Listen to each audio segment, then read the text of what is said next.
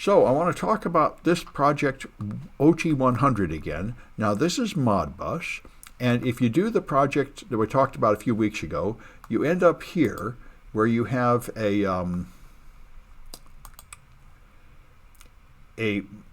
simulator running Modbus, listening on port 502, and that's the got a slave with some data, and then you have a master, QMod master running, and you got it connected. You go to options, and we're using Modbus TCP.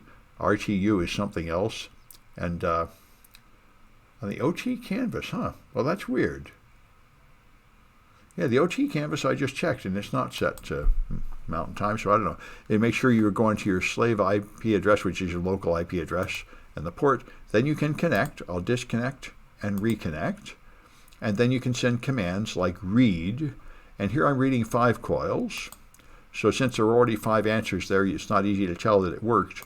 But if I lower this to 4 and read it, then you get 4 coils. So you can see it is sending messages to the slave and back. Now this is going on local host on the machine.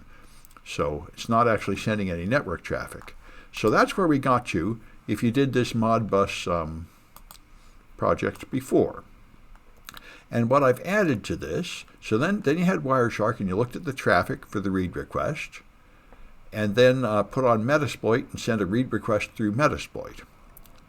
And we were able to scan and find the active slaves in Metasploit.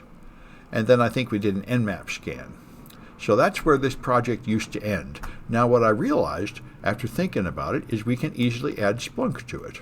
Now first thing I did was add some analysis of PCAPs that real people took from real hardware. So there's some Wireshark projects added here where you just analyze traffic that somebody else stored and get an idea about these things. And then I thought we could just use Splunk. Splunk runs okay on Windows. You can use the free version. It's easy enough. The one thing that took me a while to get straight is to monitor live network traffic with Splunk. You have to use Splunk Stream, but for some reason, you can't just install the Splunk Stream add-on. You have to install 3 add-ons.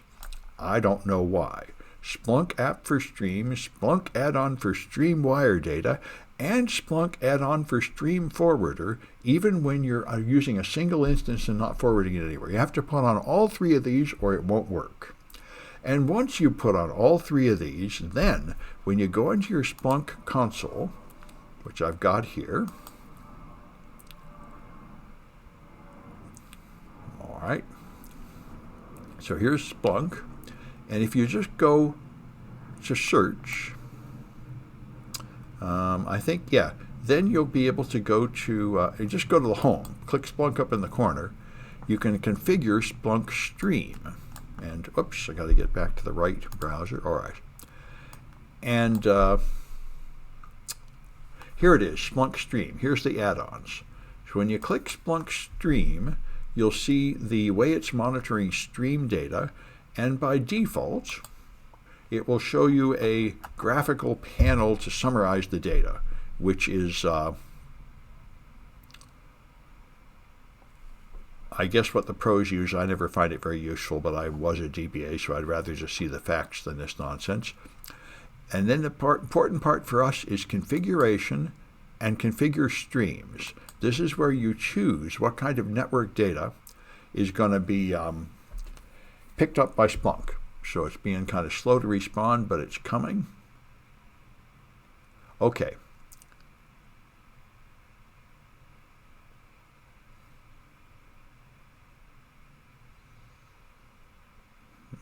This is probably due to OBS slowing things down. Hopefully it'll move enough that I can show you some of this stuff live. If not, I'll just look at the pictures. Seems to have timed out. Let me try refreshing it, see if that helps.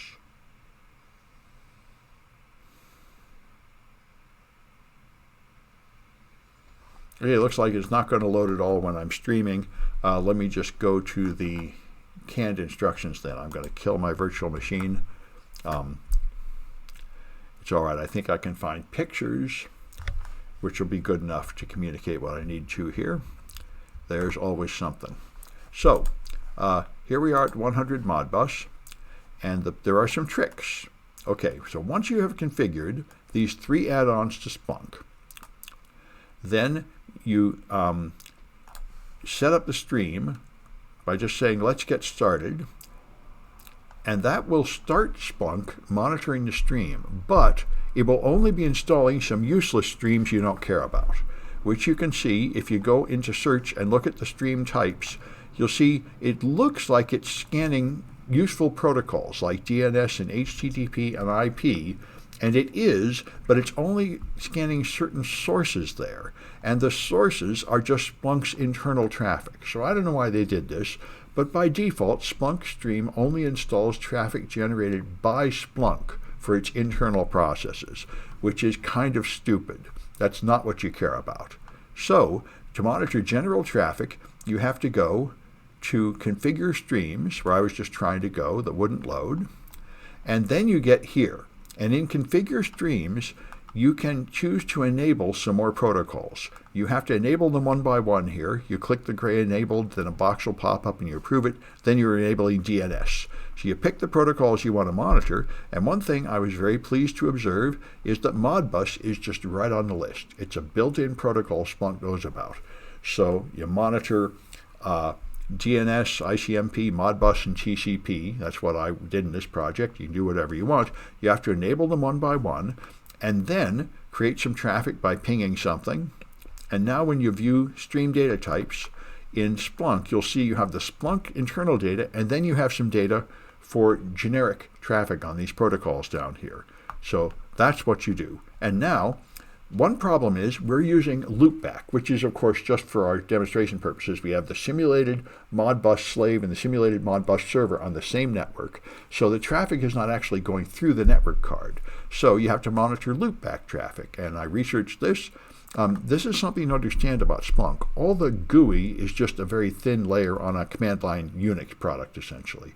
Everything's actually controlled by little configuration files, and you can learn to configure them directly, and that's what you do for almost all advanced properties.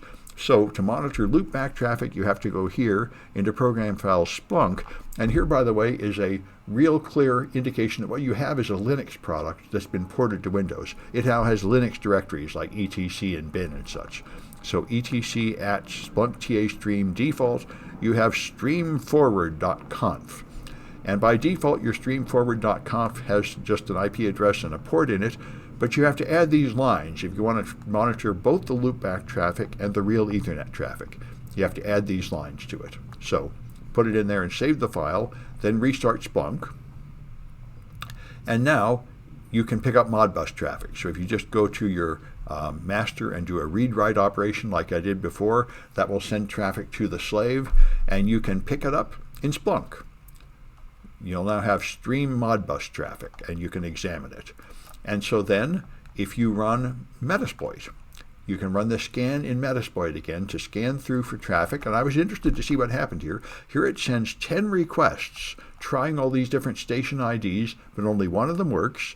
And these ones that receive incorrect or no data do not appear in Splunk. So I guess they don't count as complete transactions. And so you send all 10 of those events, and you will get one Modbus event.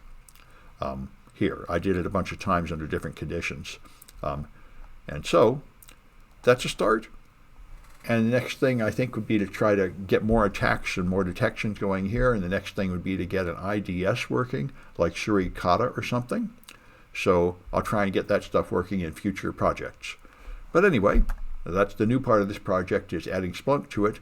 And I think it's quite valuable. One thing I should mention, when I sent my machine to hibernation, I turned off my virtual machine and it's suspended, and I brought it back. Splunk no longer was monitoring anything, but just the internal traffic Splunk generated itself again. So somehow, putting the machine to sleep and waking it up again froze all the generic protocols, and the only way to get them back was to go back here and disable them and enable them again. So that's a workaround, an imperfection of virtual machines and probably virtual network adapters is probably what's causing the problem. This is extremely common with virtual machines, that the networking doesn't work quite right, and you have to disable and re-enable things to wake them up. So I mentioned that workaround. There may be others. that are required. So let me know how this works out for you. That's it. I'll stop that recording.